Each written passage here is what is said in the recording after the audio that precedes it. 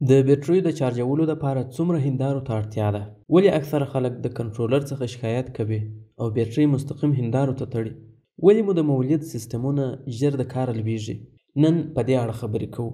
زما یوه ملګري راڅخه وپوښتل چې 400 امپیره بیټرۍ یې لرلې او په برق یې چارجولې، خو دا چې برقونه د باور وړ نه دي، نو ښه به دا وي چې هندارې ورته رانیسم او د برق د مصرف څخه ځان خلاص کړم. خو اوس نه پوهیږم چې څومره او څو دانې هندارې رانیسم ترڅو دا بیټرۍ په سمه توګه چارج کړي او زما ټولې اړتیاوې پوره کړي.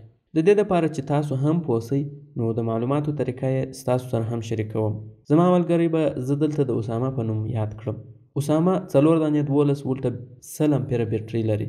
اوس اړینه دا ده چې د ده د استعمال موقعیت هم مشخص سي، ځکه چې د ورځې د لمر هغه وخت چې هندارو ته برق ورکولی سي په هر ځای کې جلا جلا وي. د دې دپاره چې معلوم کړئ چې زموږ په سیمه کې د ورځې څو ساعته لمر کولی سي چې بیټرۍ چارج کړي، نو تاسو په ډیره اسانه طریقه د یوه ویب سایټ د لارې دا کار کولی سئ چې ورته PV واټس ویل کیږي.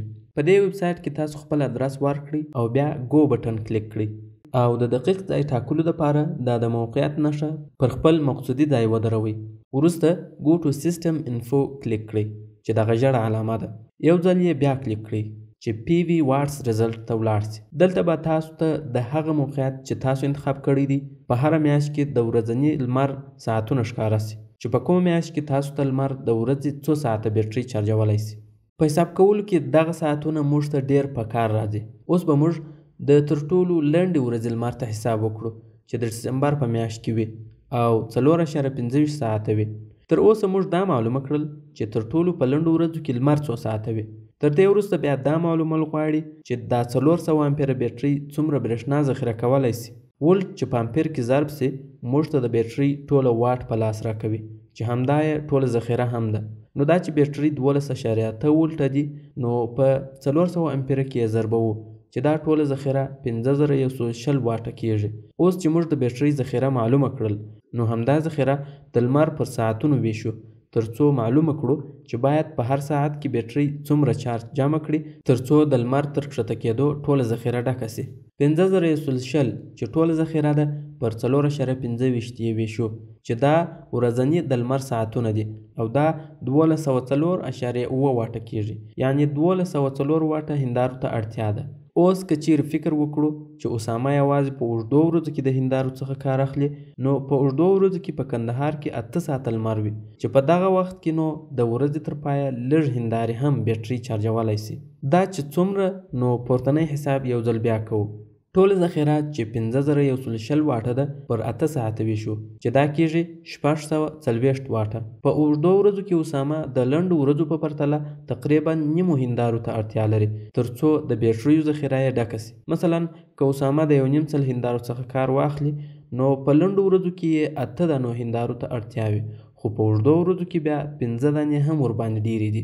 اوس نو خبره دا ده چې تورې هندارې وپلورو که شنې، چې تورو هندارو ته مونو کرسټلین هندارې وایي او شنو هندارو ته پولی کرسټلین. د برېښنا په تولید کې دوی یو شان دي، خو تورې هندارې لږ تر شنو هندارو کوچنۍ دي. که ستاسو ځای کم وي، نو تورې هندارې لږ ځای نیسي، او که مو ځای پراخ وي، نو شنې هندارې لږ څه ډیر ځای نیسي. نور یې د ذخیرې په ډکولو کې خاص توپیر نشته. دا چې د دغه دوه ډوله هندارو ترمنځ څه توپیر موجود دی او دوی کومې خوبایانې او خامیانې لري، دا به د خیره په یوه بله انځوریزه کې بحث ورباندې وکړو. آیا په ذخیره کې د وچې او لندې بیټرۍ ترمنځ څه توپیرونه شته که نه؟ طبعا که چیرې تاسو تیزابي بیټرۍ کاروئ، نو ستاسو سیستم به تر وچې بیټرۍ والا سیستم کمزوری وي. هغه ځکه چې د تیزابي بیټرۍ ټوله برق نشي استعمالیدلی. یعنی که چیرې موږ یوه دانه 100 امپیره بیټرۍ کاروو، دا په دې معنی چې موږ د 50 امپیره څخه کار اخیستلی سو او د پاته 50 امپیره څخه کار نسو اخیستلی. نو په همدې خاطر که چیرې تاسو په خپل سیستم کې تیزابي بیټرۍ کاروئ، نو تاسو نیمې بیټرۍ چارجوئ او په همدې خاطر نیمې هندارې بسنه ورته کوي. مثلا 4800 واټه تیزابي بیټرۍ 2400 واټه برېښنا ته اړتیا لري چې ډکې سي، ځکه چې دوی پر نیمایي حالت پاتې کیږي، نور کار پرېږدي. نو د همدې 4800 واټه تیزابي بیټریو دپاره چې نیمایي یې 2400 واټه کیږي، یوازې 685 واټه هندارو ته اړتیا ده. یعنې ستاسو د دې خبرې ته ښه فکر وي چې تیزابي بیټرۍ تر وچو بیټریو لږ هندارو ته اړتیا لري. دا ځکه چې موږ نیمه بیټرۍ په چارجوو او همدارنګه کار هم لږ کوي. هیڅ سیستم هم 100% د حساب مطابق کار نه کوي. مثلا وچه بیټرۍ چې یو ځل چارج کړي نو دا چارج یې 95% بیرته کارول کېدلی شي، خو تیزابي بیټرۍ بیا 80%. همدارنګه د بیټرۍ په کنټرولرانو پرې هم فرق شته. MPPT کنټرولران 95% د هندارو برېښنا بیټرۍ ته رسوي او PWM کنټرولران بیا 15% برېښنا بیټرۍ ته رسوي او نوره 15% د هندارو برېښنا ضایع کوي. او په همدې خاطر اکثره خلک کنټرولران نه کاروي او بیټرۍ ته مستقیم هندارې تړي چې دا د بیټرۍ د خرابېدلو سبب هم کیږي. که چیرې ستاسو سیستم تر 200 واټه لوړ وي نو تاسو باید چې MPPT کنټرولر ولرئ. دا چې دغه دوه ډوله کنټرولرونه څنګه سره جلا دي او څه ډول دومره ډیره برېښنا ضایع کوي دا به هم ان شاء الله په یوه بله انځوریزه کې ورباندې وغږیږو. د سیستم د همدې ضایعاتو سره سم موږ اړ یو چې خپل سیستم ته حساب وکړو او ضایعات پوره کړو. اوس نو که چیرې موږ وچ بیټرۍ ولرو او هغه ښه کنټرولر وکاروو نو موږ بیا هم 10% ضایعات لرو چې دا کیږي 5120 تقسیم پر 4.25 مساوي 1204.1 او د دې سره بیا د بیټرۍ او د کنټرولر 10% ضایعات ورجمع کړه چې اوس به سي 1325. یعنی بیټرۍ او کنټرولر 121 واټه ضایعات کوي او موږ تقریبا یوې بلې 1.5 هندارې ته هم اړتیا لرو. دا خو سول د بیټرۍ او کنټرولر ضایعات. اوس نو که چیرې تاسو مولد هم کاروئ نو هغه بیا جلا ضایعات لري. د دې لپاره چې د مولد ضایعات معلوم کړو نو دا یوه فرموله په یاد ولرئ. تاسو چې په مولد هر شی لګوئ د هغه مصرف په 1.11 کې ضرب کړئ تر څو د مصرف سره یې ضایعات جمع سي. د مثال په توګه یوه 1000 واټه بخارۍ چې 2 ساعته ولګیږي نو موږ فکر کوو چې دا به 2000 واټه مصرف وکړي، خو که یې ضایعات معلومول غواړې نو همدا 2000 واټه په 1.11 کې ضرب کړه چې دا به سي 2220 واټه مصرف د ضایعاتو سره.